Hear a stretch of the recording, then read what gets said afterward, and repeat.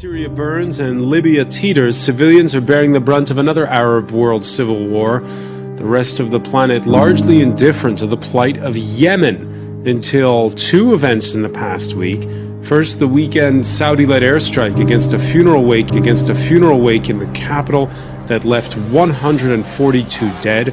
And now, the U.S. retaliating against the targeting of its navy in the Red Sea with strikes of its own against suspected bases of Iran-aligned Houthi militias.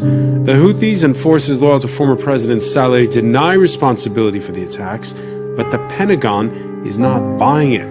Is Washington now getting drawn further into a conflict where it had been expressing growing doubts over its logistical support for the Saudi-led campaign? Is this the West's fight? The U.S. military made good on a promise to strike Houthi-controlled targets in Yemen after two failed missile attacks at a U.S. Navy ship.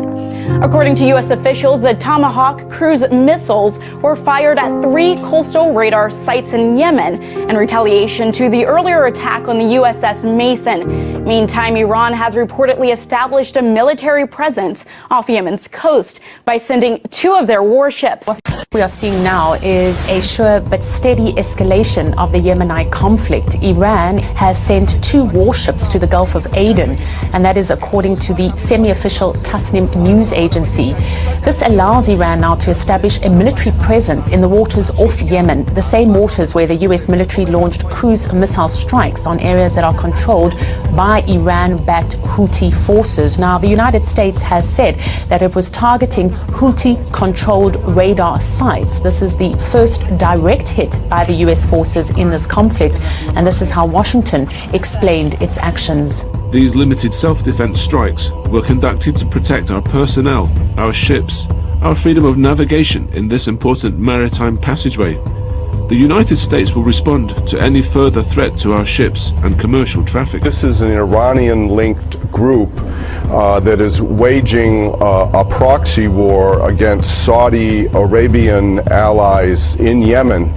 And whether it likes it or not, the U.S. has to take a side in that struggle. Phillips is concerned that this latest problem in Yemen could lead to a proxy war with Iran. Couple that with the ongoing U.S. entanglement in Syria opposite the Russian-backed Assad regime, and he says President Obama could well find himself embroiled in 2 proxy battles with fewer than 100 days left in office.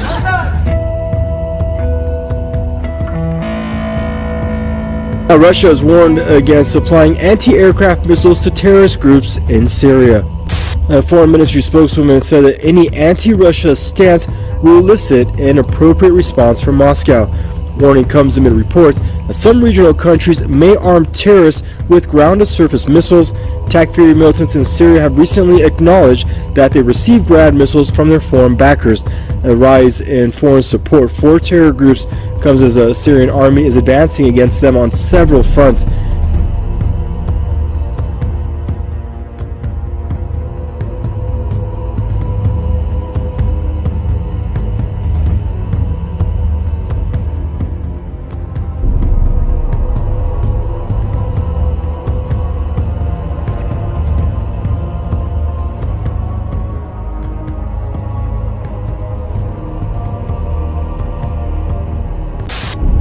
Are we heading into World War III? If you're reading some Russian media, you might think so. That's right. What's going on there? This is an interesting piece in Libération, the left-leaning daily today. They've picked up a piece by AFP news agency, and so the tensions in particular with the US over what's happening in Aleppo, over the airstrikes, over the breakdown of talks between Washington and Moscow on the 3rd of October are being depicted as very serious in the Russian media. If you look at Russia 24, they're reporting on anti-nuclear war shelters in Moscow.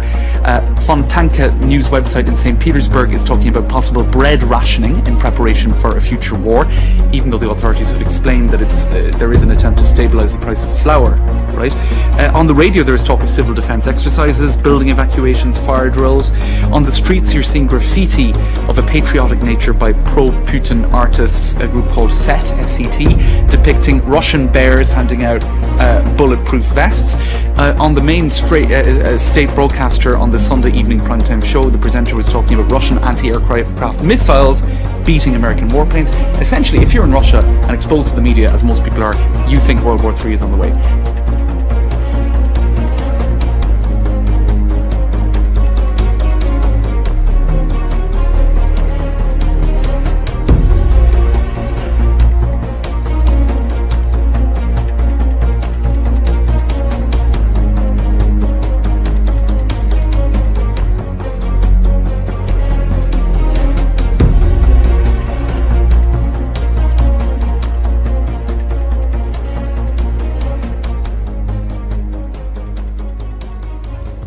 The sides have accused each other of provoking violence.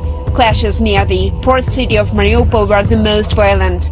The fighting was fierce in Talakivka-Shirokini area. Tactics of the occupants remain the same. They carry out massive shelling of Ukrainian positions with heavy weapons. French President François Hollande says a roadmap needs to be drawn up for resolving the Ukrainian crisis. Hollande made the comments during a telephone conversation with his Ukrainian counterpart Petro Poroshenko.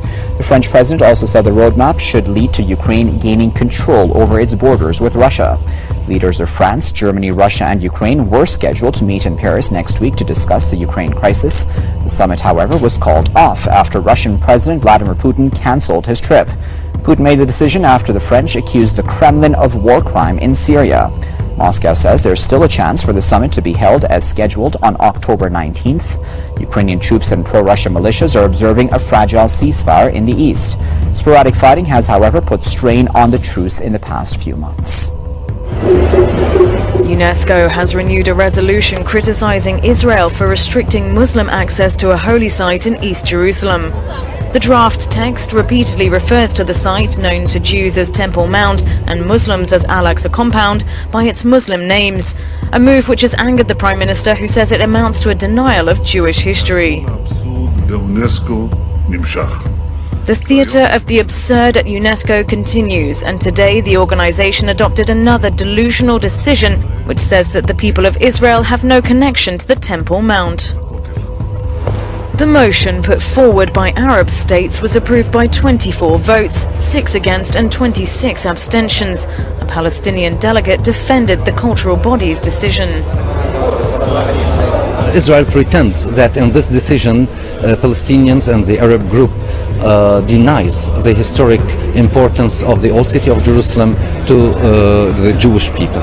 Actually, if you read the third paragraph of the decision, you will see that it starts by the recognition of the historic importance for the three monotheistic religions. The holy site, which was taken by Israel in the 1967 Six-Day War, has been the flashpoint of Israeli-Palestinian violence in recent years. On Thursday, there was an important meeting between the chief rabbis of Israel and top religious leaders from the Palestinian Authority in the president's residence in Jerusalem. They released a united call to stop the violence and harm of innocent civilians.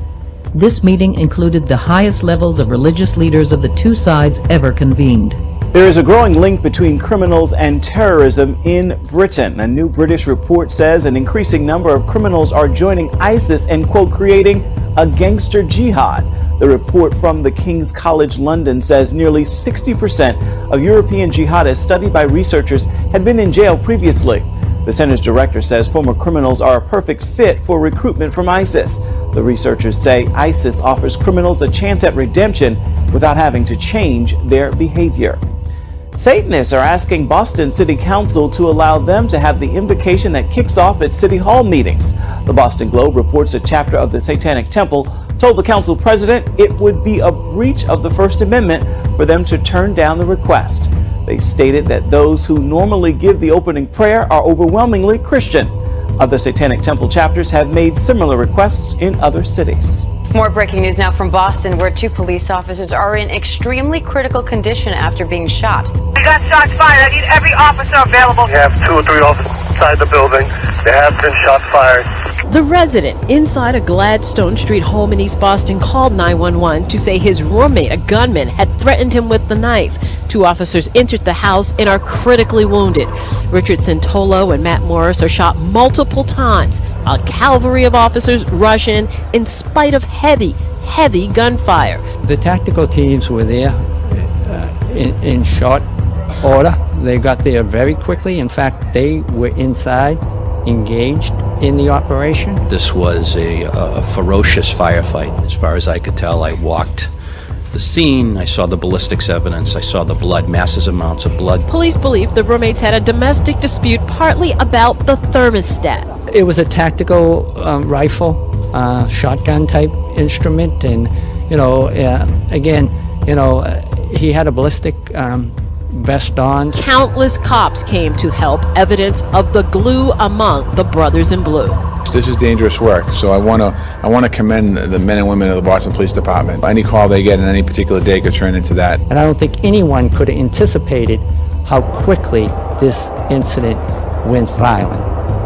Overnight, a stampede of anti-police protesters clashing with riot police in Oregon, outraged over a move to give officers a pay raise. A peaceful protest shouting inside City Hall. They're paying it to be dividers. Quickly pitting demonstrators against police. The crowd here demanding Mayor Charlie Hales and City Council hear their voices, their concerns over a new police contract. And behind closed doors, that contract getting the votes it needed to pass. That's when we saw pushing and shoving, both sides saying the other started it.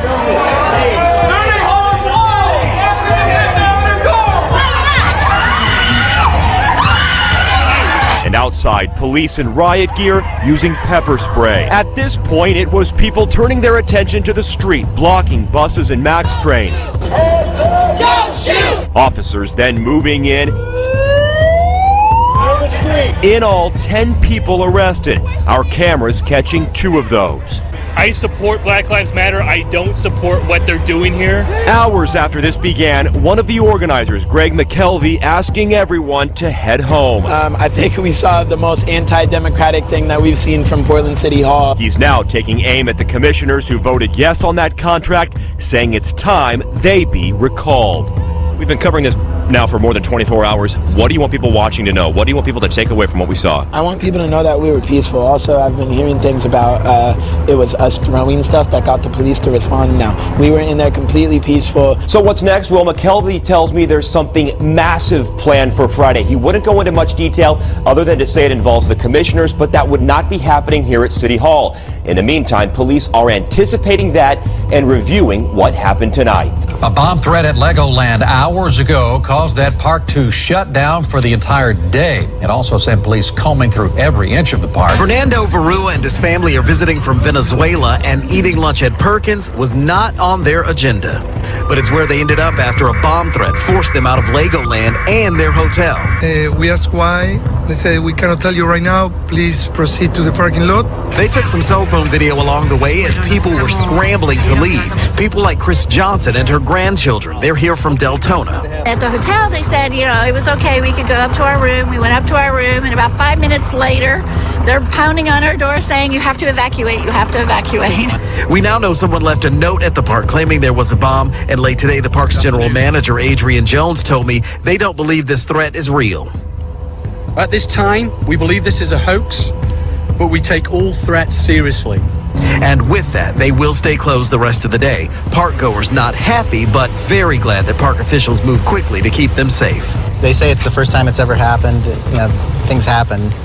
It stinks, but we'll try to make it up to them tomorrow. All right, so WikiLeaks email hack revealing that Hillary Clinton, if she becomes president, would support, quote, closing the gun show loophole by executive order, and imposing manufacturer liability. Wow. So that fear that a Clinton presidency would impose gun control, one of the big reasons we've seen gun sales set a new record last month. Take a look, some of the gun stocks we're showing you there on the screen. Most of them are higher right now. As we've been reporting, conservative leaders are outraged after members of Hillary Clinton's campaign staff mocked Catholics and evangelicals. WikiLeaks' latest release of hacked emails shows her campaign chair, John Podesta and John Halpin, calling Christians backwards and unaware. House Speaker Paul Ryan is blasting those comments, saying all Americans of faith should take a long, hard look at this and decide if these are the values we want to be represented in our next president. Let the whole world pray together for peace. Amen.